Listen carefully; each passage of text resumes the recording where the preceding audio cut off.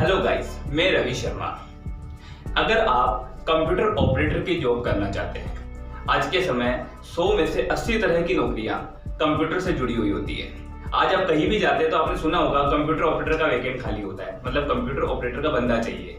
तो आपको computer operator की जॉब आसानी से मिल जाएगी, क्योंकि हर जगह आजकल जितने भी काम होते हैं वो कंप्यूटर से जुड़े हुए होते हैं। तो आपको कंप्यूटर ऑपरेटर की जॉब करने के लिए क्या क्या सीखना चाहिए? कंप्यूटर ऑपरेटर की जॉब के लिए आपको सबसे पहले कंप्यूटर की कंप्लीट इंफॉर्मेशन, जैसे विंडोज की नॉलेज, हार्डवेयर सॉफ्टवेयर की नॉलेज, साथ में एमएस ऑफिस जैसे MS Word, Excel, PowerPoint, Office Picture Manager, internet की कुछ जानकारी। तो ये सभी तरह की जानकारी और इन पर अच्छी तरह से कमांड आपके हाथ में होनी चाहिए।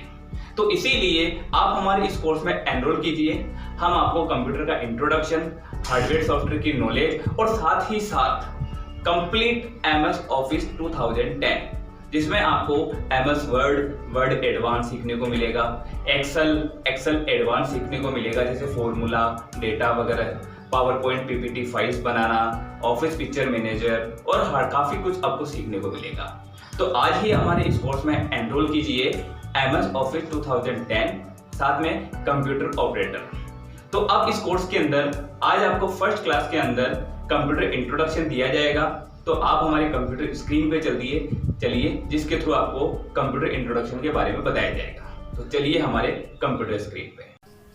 हेलो फ्रेंड्स, मैं रवि शर्मा, आपका ट्यूटर। मल्टी लर्निंग की इस सीरीज के अंदर मैं आपको कंप्यूटर का complete introduction and complete MS Word, Excel, PowerPoint, Office Picture Manager आपको सिखाऊंगा।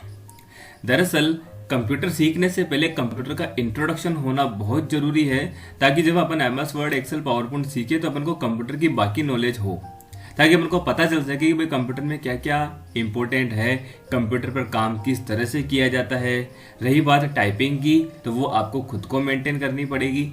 तो इस सीरीज के अंदर हम आपको कंप्यूटर का कंप्लीट बेसिक नॉलेज भी दे देंगे और साथ में ऑफिशियल नॉलेज भी हम आपको इसके अंदर दे देंगे।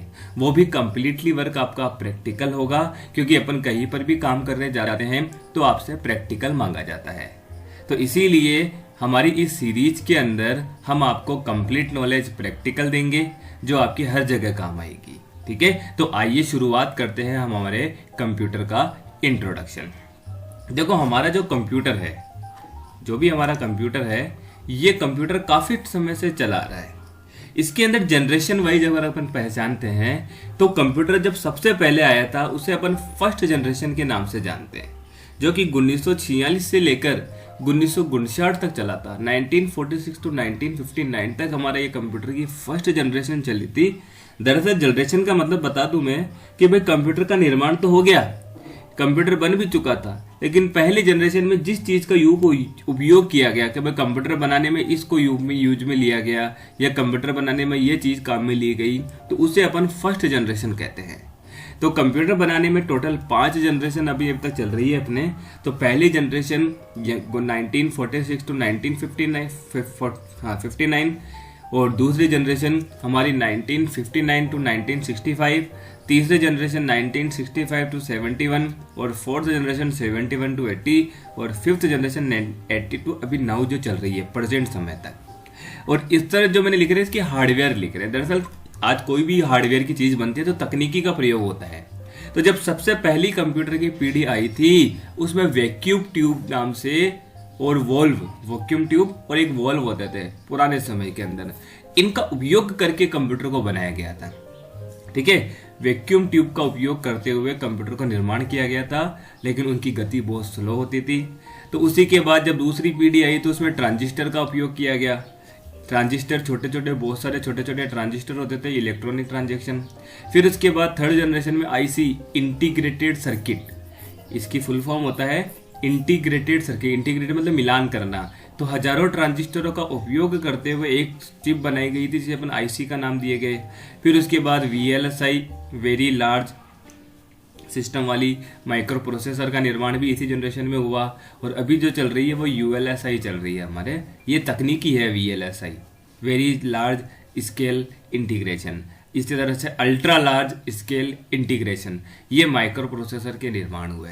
तो मतलब जब कंप्यूटर का निर्माण हुआ तो टोटल 5 जनरेशन अभी तक चली आ रही है। ये इन 5 जनरेशन का पीरियड है और कौन कौन से पीरियड के अंदर किस किस तरह के हार्डवेयर के किस किस तरह की तकनीकी को उपयोग में लिया गया, ये हमारा थ्योरी पार्ट हो गया। ठीक है, आगे अगर अपन चले तो कंप्यूटर जो होता है आपका वो 2 भागों से मिलकर बनता है, एक हार्डवेयर और दूसरा सॉफ्टवेयर। अगर मैं बात करूं हार्डवेयर की तो हार्डवेयर हमारे कुछ 5 प्रकार का होता है, जिसमें सबसे पहले नंबर आता है इनपुट डिवाइस। पहले तो मैं हार्डवेयर के बारे में समझाता हूँ, हार्डवेयर किसे कहते हैं। वह सभी भौतिक उपकरण जो धातुओं के बने हुए होते हैं। किसके बने हुए होते हैं? धातुओं के बने हुए होते हैं। जैसे आज आपका कीबोर्ड है, माउस है, आपका सीपीयू है, एलईडी, ये सब क्या है? धातु से बनी हुई चीजें हैं। तो वह सभी भौतिक उपकरण जो धातुओं के बने हुए होते हैं उन्हें अपन हार्डवेयर कहते हैं। और ये हार्डवेयर मोस्टली 5 भागों में डिवाइड किए जाते हैं, जिसमें सबसे पहले नंबर आता है इनपुट डिवाइस का। इनपुट डिवाइस का मतलब समझा देता हूं मैं आपको। कंप्यूटर को कौन चलाता है? यूजर। तो यूजर द्वारा कंप्यूटर को जिन उपकरणों के माध्यम से आदेश, निर्देश या इंफॉर्मेशन पहुंचाने का कार्य किया जाता है। यूजर कौन? जैसे मैं। अब मैं अपने कंप्यूटर को किसी भी तरह की इंफॉर्मेशन पहुंचाना, आदेश देने का कार्य जिससे करूंगा वो इनपुट डिवाइस कहलाएंगे। जैसे आज मेरे कंप्यूटर में अंदर कीबोर्ड है, माउस है, ये इन सब के थ्रू मैं कंप्यूटर को काम करने के लिए देता हूँ कि भाई ये करो, स्कैनर है, टच पैड के बारे में अगर आप नहीं जानते तो बता देता हूँ। जैसे कीबोर्ड, माउस होता है, लेकिन लैपटॉप में माउस नहीं होता। आपने देखा होगा हाथ से एक उंगली से चलाया जाता है, उसे टच पैड कहते हैं, जो लैपटॉप के अंदर आता है। ठीक है, तो कुल मिला के इनपुट डिवाइस के उदाहरण आप समझ चुके होंगे। इनपुट डिवाइस का मतलब कि भाई ऐसे उपकरण जिनके थ्रू हम कंप्यूटर को इंफॉर्मेशन पहुंचा सकते हैं कि भाई ये काम करो। समझ गए? नेक्स्ट ऑप्शन आता है आपका प्रोसेसिंग डिवाइस, कि भाई कंप्यूटर को जब आदेश, निर्देश या सूचना मिलेगी तो आपका कंप्यूटर दी गई सूचना पर काम करेगा, उस काम को प्रोसेस करेगा, तो उससे अपन प्रोसेसिंग डिवाइस कहते हैं। प्रोसेसिंग डिवाइस के अंदर आता है सीपीयू, सेंट्रल प्रोसेसिंग यूनिट। इसके अंदर एक चिप भी लगाई जाती है सिलिकॉन धातु की, जिसे अपन प्रोसेसर कहते हैं। कुछ लोग उसे भी प्रोसेसिंग डिवाइस कहते हैं, लेकिन ज्यादातर प्रोसेसिंग डिवाइस के अगर एमएसएमई में या ऑब्जेक्टिव क्वेश्चन आंसर आते हैं तो उसको अपन सीपीयू चार्ज करते हैं। ठीक है, तीसरे नंबर पर आता है आपका आउटपुट डिवाइस, कि जब कंप्यूटर को सूचना मिलेगी इनपुट डिवाइस के थ्रू तो आपका कंप्यूटर प्रोसेसिंग डिवाइस के थ्रू उस सूचना पर काम कर देगा, तो आपको रिजल्ट तो देगा। तो आपका कंप्यूटर जिस डिवाइस के जरिए आपको रिजल्ट दिखाता हो, आउटपुट दिखाता हो, उसे हम आउटपुट डिवाइस कहेंगे। आउटपुट डिवाइस जैसे एलईडी मॉनिटर, आपने मान लो कोई भी एप्लीकेशन टाइप की तो कीबोर्ड के जरिए टाइप की हो, सीपीयू ने उसको प्रोसेस किया तो वो दिखी कहाँ पे? मॉनिटर के ऊपर दिखी, तो मॉनिटर आपका हो गया आउटपुट डिवाइस। इसी तरह से आपने किसी चीज का प्रिंट का आदेश दिया तो प्रिंटर के थ्रू प्रिंट निकल के आ गया। आपने बड़े बैनर या बड़े ग्राफिकल डिजाइन को प्रिंट किया तो प्लॉटर से वो प्रिंट होके आ गया। तो वो कुल मिला के प्लॉटर, ये सभी आपके आउटपुट डिवाइस है जो आपको आउटपुट निकाल के देते हो। समझ गए? नेक्स्ट आता है अब आपका स्टोरेज डिवाइस। आपका कंप्यूटर, आप जो भी सूचना डालते हो, जो भी डेटा, सबसे पहले तो मैं आपको बता दूं, डेटा का मतलब होता है जानकारियों का समूह है, डेटा कहलाता है। आज जैसे आपका मोबाइल है, उसमें डेटा पड़ा है, डेटा का मतलब उसमें फोटोज पड़ी है, उसमें ऑडियो, वीडियो, आपके कॉन्टैक्ट, जो भी सामान सट्टे उसके अंदर पड़े हैं उसे अपन डेटा कहते हैं। तो आपका कंप्यूटर उस डेटा को सेव रखता है, उसे हम स्टोरेज डिवाइस कह सकते हैं। अब वो स्टोर किसके अंदर होता है? मैंने कहा वो मेमोरी कार्ड में हो सकता है। कंप्यूटर के अंदर हार्ड डिस्क लगाई जाती है इंटरनल मेमोरी के लिए, ताकि अपन को पता चले कंप्यूटर में कितनी मेमोरी है।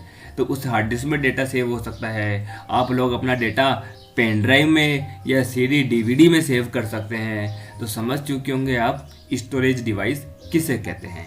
आपके डेटा को जो स्टोर करे वो स्टोरेज डिवाइस कहलाएगा। अब एक चीज मैं आपको और बता दूं, स्टोरेज डिवाइस 2 प्रकार के होते हैं, एक इंटरनल और एक रिमूवेबल, मतलब एक्सटर्नल। तो कभी इंटरनल क्या है कि जैसे आज आपका सीपीयू है, अब उसके अंदर जो मेमोरी है वो इंटरनल है, जैसे हार्ड डिस्क। लेकिन अगर मैंने अदर कोई भी अटैच की, जैसे पेन ड्राइव, तो वो बाहर से लगी हुई है, बाहर ही हट जाएगी, तो वो एक्सटर्नल, मतलब रिमूवेबल, जिसको अपन रिमूव भी कर सकते हैं। समझ गए? तो वो आपकी एक्सटर्नल हार्ड डिस्क कहलाती है। समझ गए। नेक्स्ट आपका ऑप्शन आता है कम्युनिकेशन डिवाइस या नेटवर्क डिवाइस, कि भाई ऐसे डिवाइस जो नेटवर्क से संबंध रखते हो, नेटवर्किंग से संबंध रखते हो, कम्युनिकेशन से संबंध रखते हो। जैसे कि आज मैंने कहा कि भाई आज अपन इंटरनेट चलाते हैं, तो आपने राउटर देखा होगा एंटीना जैसे होता है ब्लैक कलर का, जिससे अपन इंटरनेट की केबल कनेक्ट करते हैं, तो वो इंटरनेट का केबल ऑप्शन हो गया, मतलब आपका लेन स्विच हो गया, या वेब कैमरा हो गया, या आपका मोबाइल कोई फ़ोन है जो एक जगह से दूसरी जगह बात कर रहा था वाया नेटवर्क, तो नेटवर्क ब्लूटूथ हो गया आपका, वाईफाई हॉटस्पॉट हो गया आपका। तो ये काफ़ी चीज़ें होती है जिसे अपन कम्युनिकेशन डिवाइस कहते हैं, जो एक जगह से दूसरी जगह कम्युनिकेट करवाने या नेटवर्क से संबंध होते हैं, तो उसे अपन नेटवर्क डिवाइस भी कह सकते हैं। तो कुल मिला के आपके जो हार्डवेयर होते हैं, इन सभी हार्डवेयर को हम 5 भागों में बांट देते हैं। दिख रहा है आपको अच्छी तरह से ये 5 भाग, कि भाई आपके कंप्यूटर के अंदर 5 भागों में डिवाइड किए जाते हैं, जिसमें से इनपुट, प्रोसेसिंग, आउटपुट, स्टोरेज और कम्युनिकेशन। तो ये 5 पार्ट आपको समझ आए होंगे। तो हार्डवेयर आपको समझ में आ गया। कुल मिला के हार्डवेयर आपके 5 प्रकार के होते हैं। पहले input device, processing device, output device, storage device. तो ये 5 प्रकार के आपके आउटपुट डिवाइस हो गए, ठीक है। अब हम आगे चलते हैं हमारे नेक्स्ट सॉफ्टवेयर पे। प्रोग्रामों के समूह को सॉफ्टवेयर कहते हैं। प्रोग्रामों के समूह समझ चुके होंगे आप। जब कोई चीज बनती है, जैसे हार्डवेयर बनता है तो वो धातु से बन सकता है, लेकिन सॉफ्टवेयर दिखता नहीं है हमें, तो ये कुछ कोडिंग लैंग्वेज के थ्रू बनाया जाता है। कंप्यूटर में ऐसे सॉफ्टवेयर भी होते हैं जो सॉफ्टवेयर बनाने का काम करते हैं, ठीक है। तो प्रोग्रामों के समूह को सॉफ्टवेयर कहते हैं, और सॉफ्टवेयर हमारे 3 प्रकार के होते हैं। नंबर 1 सिस्टम सॉफ्टवेयर, इसे हम ऑपरेटिंग सॉफ्टवेयर भी कहते हैं। नंबर 1 सिस्टम सॉफ्टवेयर, इसे हम ऑपरेटिंग सॉफ्टवेयर भी कहते हैं। दरअसल आपका जो मेन हार्डवेयर है, वो हार्डवेयर जिस प्लेटफॉर्म पर रन करेगा, उस प्लेटफॉर्म के लिए हम उसी से संबंधित या उसी से रिलेटेड एक सॉफ्टवेयर बना होता है, जिससे अपना सिस्टम काम करे। आज जैसे मेरा कंप्यूटर है, तो ये कंप्यूटर जिस सॉफ्टवेयर से काम करेगा, तो उसे अपन सिस्टम सॉफ्टवेयर कहते हैं। जैसे आपके कंप्यूटर में विंडोज़ डाली जाती है, आपने नाम सुना होगा, window XP, window 7, window 10, window 8, या बड़े बड़े जो चिकित्सालय होते हैं, जो बड़े बड़े कंप्यूटर काम में लेते हैं, उनमें लाइनक्स, यूनिक्स, साइंटिस्ट वगैरह जो काम में लेते हैं वो सिक्योर ज़्यादा होते हैं, तो लाइनक्स या डोज कमांड, ऐसे काफ़ी सारे सॉफ्टवेयर होते हैं जिसे अपन सिस्टम सॉफ्टवेयर कहते हैं। मैं आपको एक चीज़ और बता दूं कि सिस्टम सॉफ्टवेयर अगर आपका कंप्यूटर है, तो कंप्यूटर के लिए विंडोज़ होता है, लेकिन अगर मोबाइल भी तो आपका एक तरह से है, तो मोबाइल में एंड्रॉयड नाम से आपने सुना होगा, वो आपका सिस्टम सॉफ्टवेयर है। तो मोबाइल एप्लीकेशन, मोबाइल है अगर आपका, तो मोबाइल जो चालू होता है उसे अपन सिस्टम सॉफ्टवेयर के नाम से जानते हैं, वो एंड्रॉयड, या आईफोन के लिए iOS, आईफोन ऑपरेटिंग सिस्टम। जबकि कंप्यूटर के लिए कंप्यूटर सिस्टम सॉफ्टवेयर होता है, जिसे अपन विंडोज़ के नाम से जानते हैं। समझ चुके होंगे आप सिस्टम सॉफ्टवेयर किसे कहते हैं।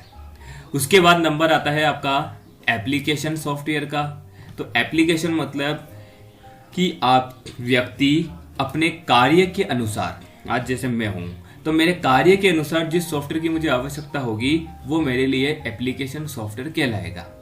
और ये एप्लीकेशन सॉफ्टवेयर सिस्टम सॉफ्टवेयर पर ही काम करते हैं। मतलब अगर मेरे पास ये सिस्टम सॉफ्टवेयर नहीं है, ये वाले, मेरे कंप्यूटर चालू ही नहीं होगा, और चालू नहीं होगा तो फिर इसका कोई अस्तित्व नहीं है। तो ये होगा, मतलब ये विंडोज़ या कुछ होगा, एंड्रॉयड होगा, तो ये सिस्टम एप्लीकेशन सॉफ्टवेयर काम करेंगे, क्योंकि एप्लीकेशन सॉफ्टवेयर सिस्टम सॉफ्टवेयर के ऊपर चलते हैं। तो एप्लीकेशन सॉफ्टवेयर का उदाहरण हो गया, जैसे यार टैली, मेरा अकाउंट का काम करना है तो मैं टैली डाल दूंगा, मुझे फोटोज़ का काम करना है तो मैं फोटोशॉप डाल दूंगा, इंटरनेट चलाना है तो गूगल क्रोम, व्हाट्सएप, ये सारे एप्लीकेशंस हैं आपकी। उसके बाद नंबर आता है यूटिलिटी सॉफ्टवेयर का। यूटिलिटी सॉफ्टवेयर का मतलब होता है आपके कंप्यूटर के अंदर कुछ ऐसी चीज़ें भी होती है जिनको बनाने के लिए अलग सॉफ्टवेयर चाहिए। जैसे कि आज आपकी सीडी है, तो सीडी क्या है, प्लास्टिक का टुकड़ा, लेकिन उसको बनाने के लिए नेरो नाम से सॉफ्टवेयर होता है जो सीडी भरने का काम करता है। या कुछ ड्राइवर्स होते हैं जिनके जरिए आपका प्रिंटर वगैरह काम करते हैं, तो उसे अपन यूटिलिटी, मतलब किसी एक्स्ट्रा यूटिलिटी को चलाने के लिए जो काम आता है, उसे अपन यूटिलिटी डिवाइस कह सकते हैं। समझ चुके होंगे आप अच्छी तरह से।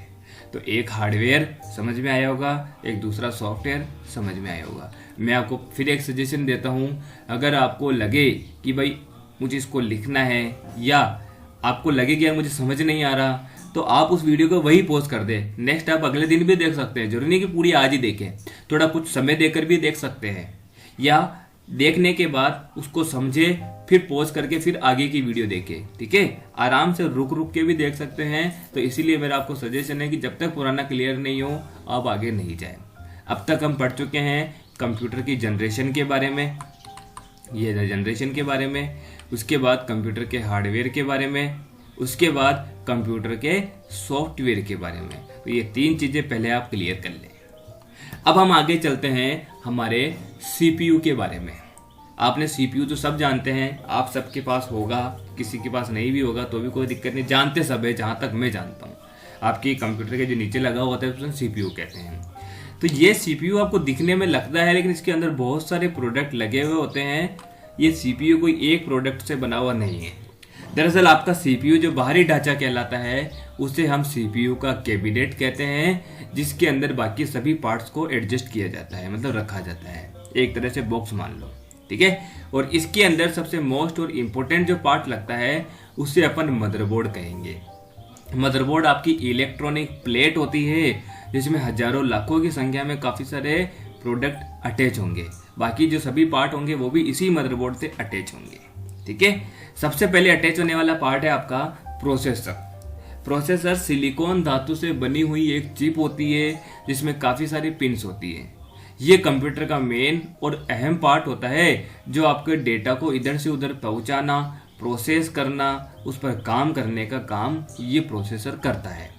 प्रोसेसर जो हैं आपके वो अलग अलग तरह के होते हैं। जैसे अगर मैं नाम बताऊं आपको तो प्रोसेसर आपको मिलेंगे कुछ इस तरह से कि जैसे आपने नाम सुना होगा P4, ये आपके P4 भी आपका एक तरह से जनरेशन हो गई पेंटियम 4, या आपने सुना होगा I जनरेशन जैसे i3, ठीक है, उसके अलावा i5, ठीक है, उसके अलावा i7, i10। तो ये सारे के सारे आपके ऐसे सॉफ्टवेयर हैं जिसे अपन बोल सकते हैं एप्लीकेशन सॉफ्टवेयर। समझ चुके होंगे आप कि एप्लीकेशन सॉफ्टवेयर किसे कहते हैं, सॉरी प्रोसेसर किसे कहते हैं। थोड़ा सा बोलते बोलते मैं हो जाता हूँ, कोई बात नहीं। तो प्रोसेसर मतलब कि प्रोसेसर इंटेल कंपनी द्वारा बनाया वाला पार्ट होता है, और इस प्रोसेसर का मतलब होता है सिलिकॉन धातु से बनी हुई एक चिप जिसमें काफ़ी सारे ट्रांजिस्टर IC जुड़े हुए होते हैं जो आपका कंप्यूटर का डेटा प्रोसेस करने का काम करता है। नेक्स्ट आता है आपका हार्ड डिस्क। इंटरनल डेटा, आपका कंप्यूटर आपका जो भी डेटा स्टोर करता है उससे अपन हार्ड डिस्क कहते हैं। ये भी इसके अंदर लगी हुई एक डिवाइस होती है जो आपका कंप्लीट डेटा सेव रखती है। एक होता है रैम, रैंडम एक्सेस मेमोरी, इसकी अपन रनिंग मेमोरी कहते हैं। अभी आगे समझेंगे रैम किस तरह से काम करती है। DVD राइटर सब जानते होंगे, DVD चलाने का काम करता है। ग्राफिक गेम खेलने के लिए एक अलग डिवाइस लगाई जाती है। SMPS, इसको अपन पावर सप्लाई बोलते हैं, स्विच मोड पावर सप्लाई, जो आपके कंप्यूटर को कौन से पार्ट को कितनी बिजली की आवश्यकता है वो बताती है। CPU फैन आपके पंखे को ठंडा करना, कंप्यूटर को ठंडा करने का काम करता था कि गर्म ना हो। और भी काफ़ी सारे इसमें पेरिफेरल डिवाइस होते हैं, जैसे अपन अदर से ब्लूटूथ कनेक्ट कर सकते हैं, अदर से कोई केबल कनेक्ट कर सकते हैं, आपके CPU हैं, अदर एक्स्ट्रा फैन लगा सकते हैं। तो काफ़ी सारी चीज़ें होती है अदर कनेक्टिविटी के भी काम आती है।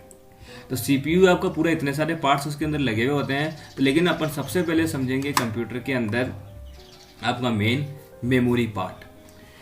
मेमोरी मतलब स्मृति, कंप्यूटर याद रख सके उसे अपन मेमोरी कहते हैं। और ये मेमोरी होती है 2 प्रकार की, number 1 primary memory, number 2 secondary memory. कुल मिला के 2 तरह की मेमोरी होती है।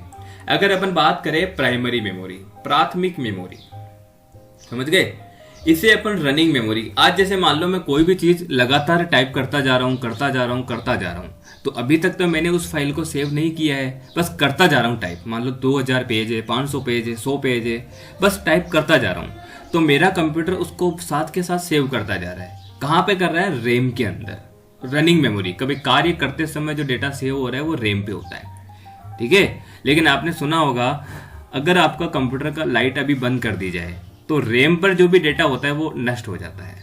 Random access memory.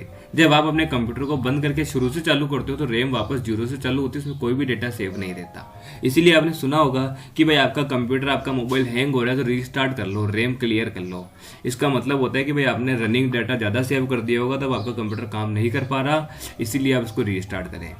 तो रनिंग मेमोरी मतलब काम करते समय जो डेटा सेव होता है उसे अपन रनिंग मेमोरी कहते हैं। क्योंकि अगर मान लो रैम नहीं होती, आपने काम करा तो उसको बार बार सेव करना पड़ता, आपका समय खराब होता। और दूसरी मेमोरी सेकेंडरी मेमोरी, जो आपके डेटा को परमानेंट सेव करता है। जब तक आप खुद स्वयं उसको डिलीट ना ही करोगे वो डिलीट नहीं होगा। समझ गए? तो आपके कंप्यूटर में दो तरह की मेमोरी होती है, प्राइमरी मेमोरी जिसे रनिंग मेमोरी कहते हैं जैसे रैम, रैंडम एक्सेस मेमोरी, और सेकेंडरी मेमोरी जैसे हार्ड डिस्क। समझ चुके होंगे आप। आगे चलते हैं। मेमोरी की यूनिट। आज जैसे बाजार में शुगर लेने जाते हो तो आपने देखा होगा, अगर कम मात्रा में शुगर लेते हैं तो वो ग्राम में तोला जाता है, और ज़्यादा मात्रा में शुगर लेते हैं तो केजी में तोला जाता है। तो कंप्यूटर में भी आपका डेटा जब सेव होता है तो उसकी यूनिट होती है। जैसे आपने कंप्यूटर में कुछ एक कैरेक्टर टाइप किया तो आपका कंप्यूटर उसको नाप देगा 1 बिट, जो आपकी हार्ड डिस्क की क्षमता होती है उसमें से 1 बिट सेव हो जाएगा। लेकिन अगर आपने ज़्यादा काम सेव कर लिया, जैसे 4 बिट या 8 बिट, अगर 4 बिट तक डेटा हुआ तो उसको 1 निबल बोलेगा, जबकि 8 बिट होते उसको 1 बाइट बोलेगा। तो ये तोलने की क्षमता हो गई, आपका डेटा सेव होने की क्षमता हो गई। और अगर आपने 1024 बाइट सेव कर लिया तो आपका कंप्यूटर में जो टोटल आपकी मेमोरी है उसमें से 1 KB कम हो जाएगा। इसी तरह से अगर आपने 1024 KB टाइप कर लिया या ज़्यादा डेटा सेव हो गया तो आपका कंप्यूटर 1 MB घटा देगा। जैसे आपका मेमोरी कार्ड 1 GB का है, अगर आपने एक सॉन्ग डाल दिया तो वो कम हो जाएगा ना डेटा आपका, तो उसी तरह से ये है। सेम 1024 MB हो गया तो उसको 1 GB कहेंगे, 1024 GB हो गया तो उसको 1 TB कहेंगे। इसी तरह से 1024 TB भी हो गया तो आपका कंप्यूटर उसको 1 PB मतलब पेटाबाइट। ऐसे EB भी होता है एक्साबाइट, ZB भी होता है जेटाबाइट। तो इस तरह से आपका डेटा कंप्यूटर के अंदर सेव किया जाता है। ठीक है, आपने सुना होगा आपके कंप्यूटर में 1 GB हार्ड डिस्क होती है, 500 GB की भी होती है, 1 TB की भी होती है। तो आपका जितना डेटा सेव होता जाएगा वो हार्ड डिस्क पूरी फिल होती जाएगी, अगर उससे ज़्यादा डेटा आप सेव नहीं कर सकते। तो समझ चुके होंगे आज के टॉपिक में हमने क्या क्या पढ़ा। सबसे पहले कंप्यूटर के जनरेशन के बारे में, उसके बाद जनरेशन हो जाएगी तो कंप्यूटर के बारे में सीखा था कि भाई कंप्यूटर के अंदर हार्ड डिस्क कौन कौन सी होती है, हार्डवेयर कौन से होते हैं, सॉफ्टवेयर कौन से होते हैं, यूनिट कौन सी होती है, मेमोरी कौन सी होती है, CPU में कौन कौन से पार्ट्स लगे हुए होते हैं। तो इस तरह से हम कंप्यूटर की कंप्लीट इन्फॉर्मेशन देख सकते हैं। ठीक है, तो आज की वीडियो हमारी यहीं तक। धन्यवाद।